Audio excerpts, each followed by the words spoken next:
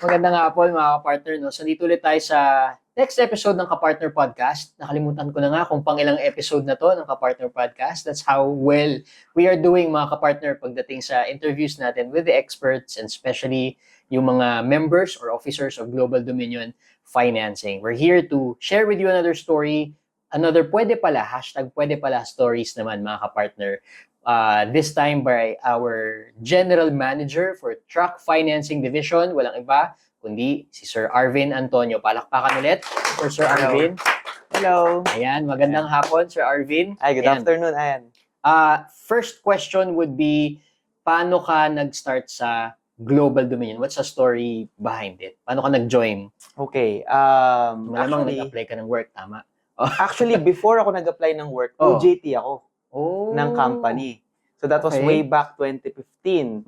And ang pwede pala story ko is hindi pa ako gumagraduate. Actually, hindi pa ako nagmamarcha.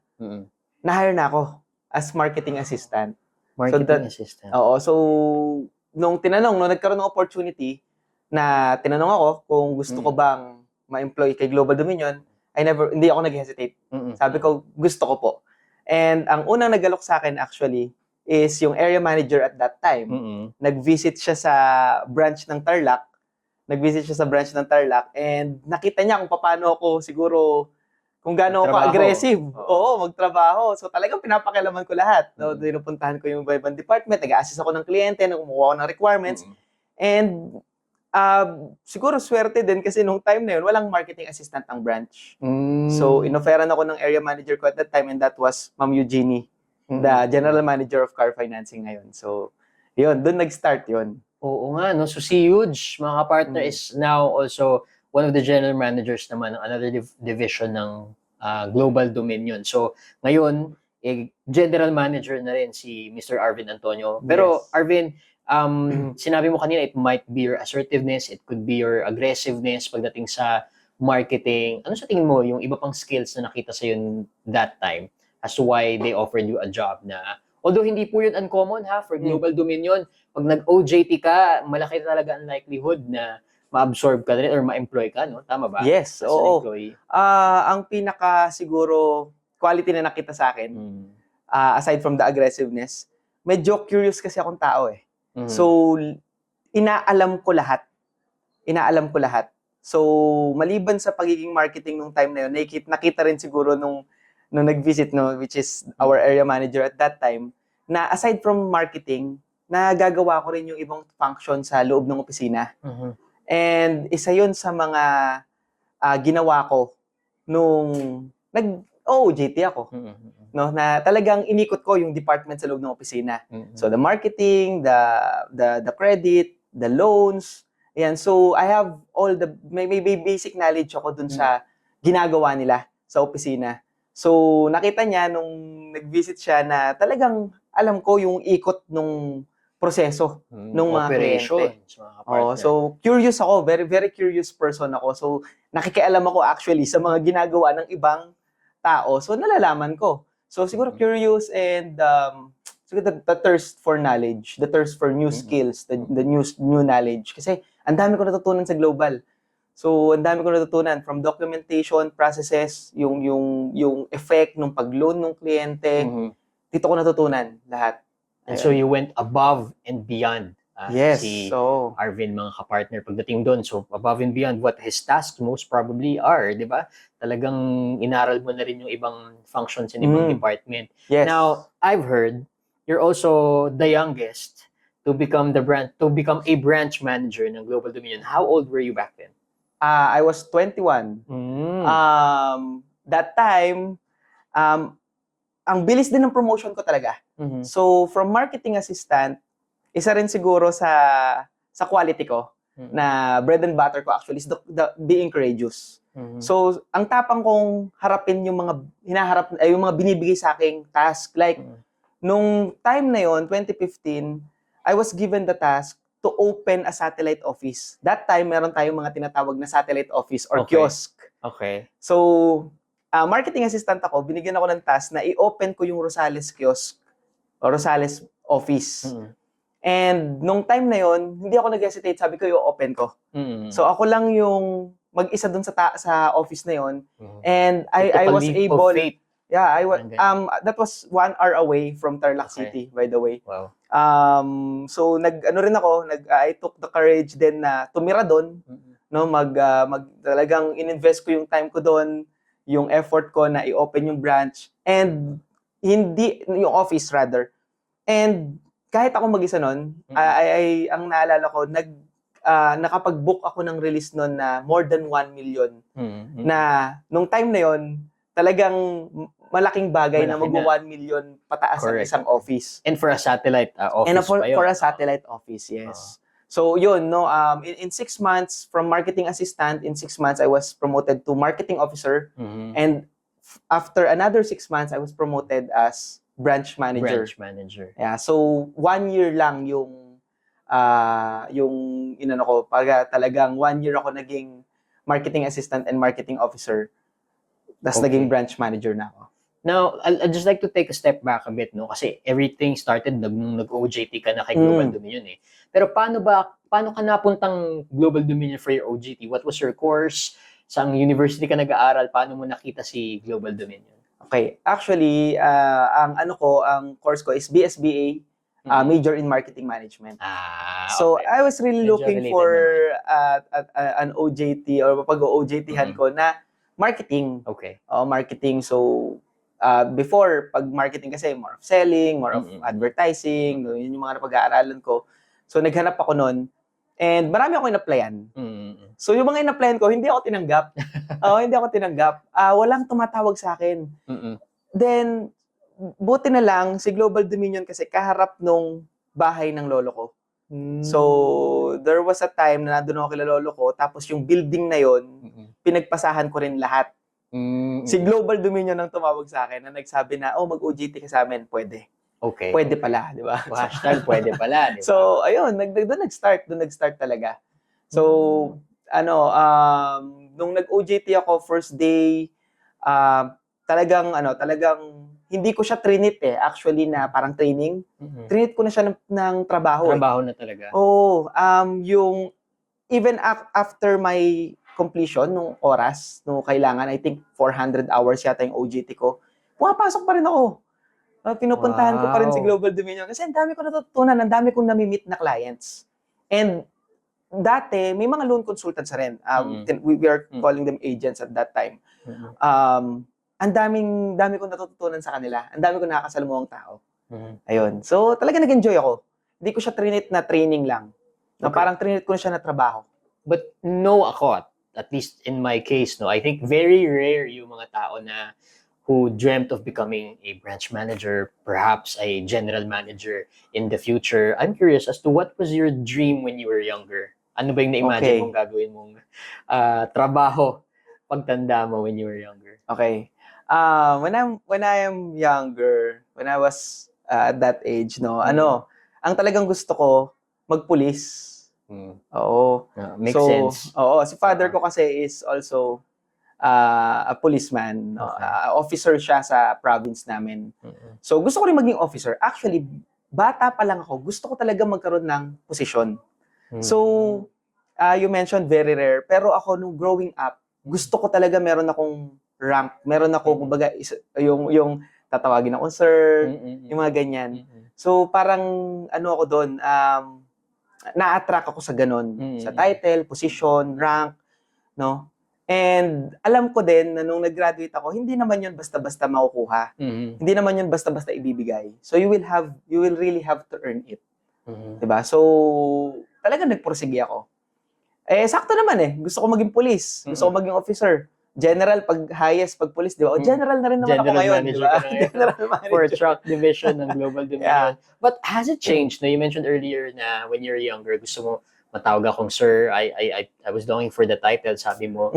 Has it changed now? Did you have a different perception about corporate leaders or managers? Nag-iba na ba yung perception mo ngayon? Yes. Actually, before, ang tingin ko, parang yung mga boss, di ba? Parang yung mga boss, tatawagin lang silang sir dahil sa position nila. So, what really changed sa akin ngayon, being in this corporate world, no?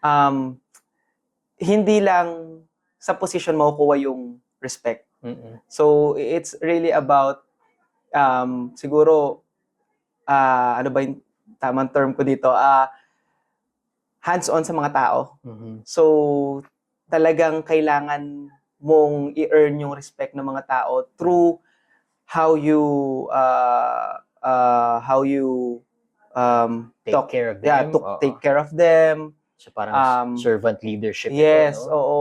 So, dito ko kay Global Dominion natutunan na yung talagang yung mag-i-invest ka talaga sa mga tao mo. And yung investment sa tao kasi they really need to feel na you are taking care of them. Mhm. So you are taking care of them in a way na natuturuan mo sila, nagaguide mo sila, napapalabas mo yung skills na akala nila hindi nila kaya pala nila. So Hashtag dito ko pwede pala. natutunan, oo. Mhm. Hashtag pwede pala. So dito ko natutunan yon na hindi ka lang irerespeto dahil sa title. Mas masarap sa feeling na irespeto ka because may mga nagawa ka na natulungan mo yung mga tao mo and they really felt na inalagaan mo sila in a way na naturuan mo silang mas gumaling pa. Parang Would you ganun. say that it has become harder every time you reach a different level? No? Kasi you were mentioning earlier, nag-OJT, naging regular employee, hanggang sa maging di ba yun, associate marketing officer, and then branch manager. Then you became, along the way, you became an assistant area manager until Yeah. you became an area manager bago ka naging general manager. So it's really a lot of steps Yes. going So, up, no? So how was it? Is it pahirap ba ng pahirap? Padali ng padali? What's the distinction in between the ranks? oo, actually, ayan na-mention mo nga, no? Talagang halos dinaanan ko yung ladder eh. Mhm. Honestly, pahirap naman talaga. Mhm. Kasi pag tumataas yung position mo, mas dumadami yung tao na hinahawakan mo, mas dumadami yung function mo na kailangan, mas lumalawak dapat yung tingin mo, yung point of view mo sa mga nangyayari, no? Sa tao, sa proseso, sa mga produkto, sa market, Mhm. no? So mas lumalawak.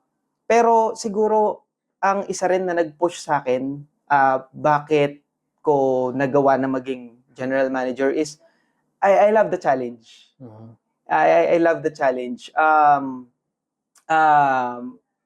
Pag may binibigay sa akin ng mga task, lalo pag mahirap yung task, parang mas na-challenge akong ilabas yung galing ko eh. Mhm. Parang mas challenging for me, mas rewarding. Okay. Parang ganun. So, I love the challenge and learning new things. No, I love learning new things. Ayun. So, Mukhang iba-iba mahirap. from assistant area manager to being a product-focused general manager, track financing division. Iba-ibang learnings, iba-ibang tao, iba-ibang siguro challenges na pagdadaanan at pagtatagumpayan. And tuwing meron ako na pagtatagumpayan na challenges, so I feel na doon ako mas gumagaling, doon ako mas tumitibay, doon ako mas nagkakaroon ng nahahasa. Yeah. And for sure, ang dami kang natutunan, no? What would you consider as your biggest challenge in your career dito Biggest sa Global challenge? Dominion? Taking track financing division. So far, so yung role as a general Yes, manager so far, for a oo. specific product. Oo. Track financing is business-focused profile ang clients natin. Talagang mas mabusisi ka. Okay. Mas mabusisi ka sa cash flow, mas mabusisi ka sa galaw ng negosyo, no, yung purpose ng pag-acquire ng unit. So, ito yung biggest challenge na talagang tinik ko, na to get out of my comfort zone, na yung product na mahirap, yung product na hard to sell, ibebenta ko. And dapat kong palakasin, dapat kong gumaling sa produkto na to. I mean, for sure, dapat ito talaga pinakamahirap so Yes. far dahil ito yung pinaka-highest position mo yet, no? As of the moment. And what do you think, among your skills and your strengths, which of those do you think will help you with your journey here in Truck Financing Division? Ano sa tingin mo talagang, meron akong ganitong klaseng skill or value, ito na talaga pangahawakan ko to achieve our goals here sa Truck Financing Division? Okay. Ang bread and butter ko talaga courage. Ang bread and butter ko courage. So, change is constant. And ang daming technology ngayon, ang daming nangyayari na binabago niya yung the way we do financing, 'di ba? The way we do KYC, ang dami nagbabago. So, yun yung gusto ko pa rin talagang yakapin, yung tapang na harapin lahat na nagbabago, lahat ng changes, no? And ang common naman na reaction ng tao pag may change is to resist, May no? resistance. So that the courage to break that resistance, no? So yun yung isa rin na talagang gusto kong yakapin dito sa journey ko sa Track Financing Division. Of course, ang gusto ko rin isa is the care. So I really value my people and the people who supported me to be in this position. So, yung mga nagtiwala sa akin, yung mga nagtitiwala pa rin sa akin, and yung mga tao na alam na kaya namin. So, yun sila yung gusto ko pa rin kasama, or sila yung gusto kong embrace na tulungan ako dito sa division na to, Mga or sa kapartner laban mo na to. sa Mga kapartner, yes. Ayan. So, the people and both internal and external. Yeah. Okay. So, nabanggit mo na yung mga gusto mong yakapin. Hindi, joke lang. Hindi tayo pupunta doon. Okay. Ang gusto ko sana balikan, after the biggest challenges would be, yun mang the sweetest moment in your career. Ano yung hindi mo makakalimutan na highlight of your career? It can be a promotion or whatever, pero it's a moment na hindi mabubura sa isip mo na nangyari sa'yo dito sa Global Dominion. And I'd like to take yung promotion mo as general manager as an exemption. Kasi most likely yan baka yan yung sagot mo eh. So aside from that, ano yung, I would say, hindi mo yun makakalimutan na nakatatak na yun sa'yo. And this could happen, the same feeling that I had back then during this moment would be something na mahirap higitan in the future. Okay. Will it count na hindi lang ako minsan na offeran ng general manager position? That would count. That would count. So even before this, meron ka ng offer to become a general manager. May na-offer sa akin, yes. Oo. So, okay. within our rin naman, group. Yeah. Oo. But at that time kasi, I feel like I'm not ready yet. And siguro isa rin sa, sabi mo ngayon, tumatak sa akin is,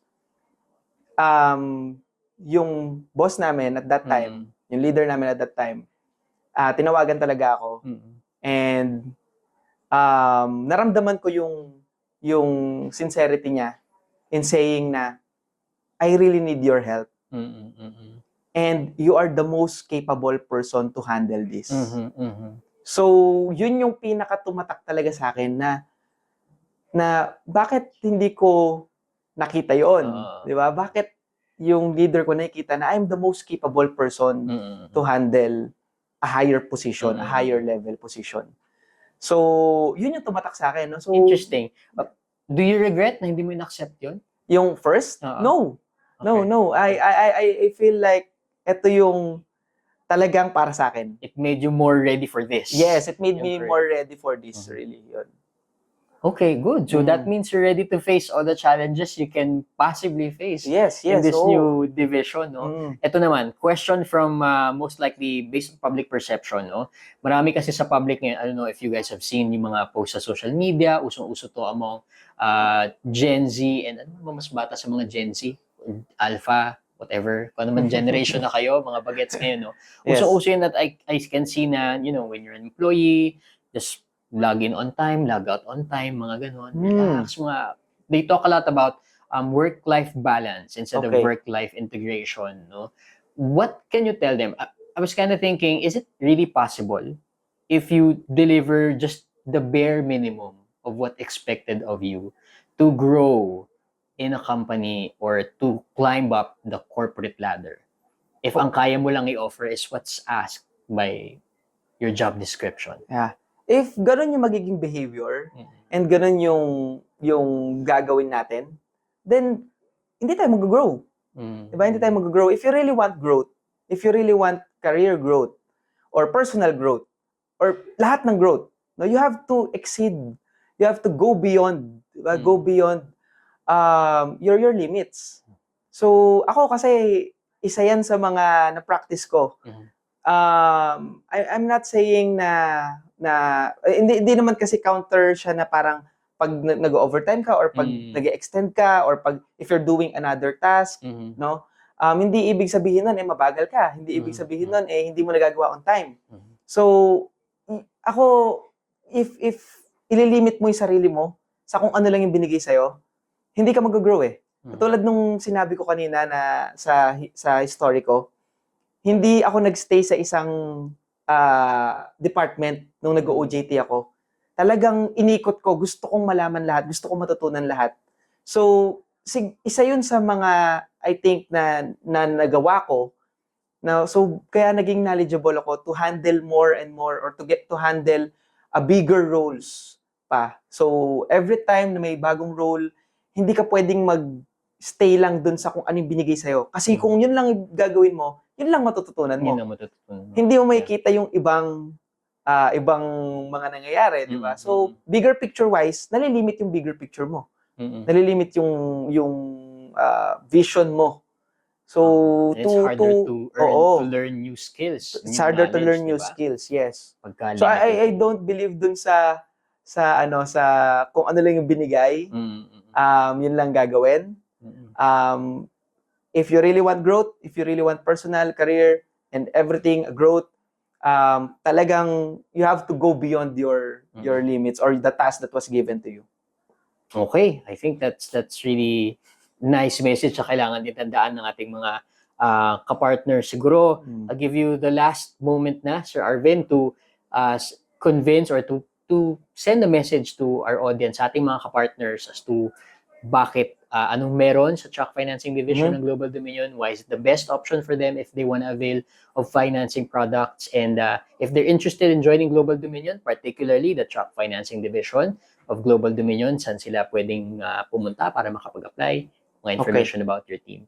Go ahead, sir. Thank you. So, Truck Financing Division is really serious in helping the MSMEs to help and siguro talagang palaguin yung MSME dito sa country natin, no.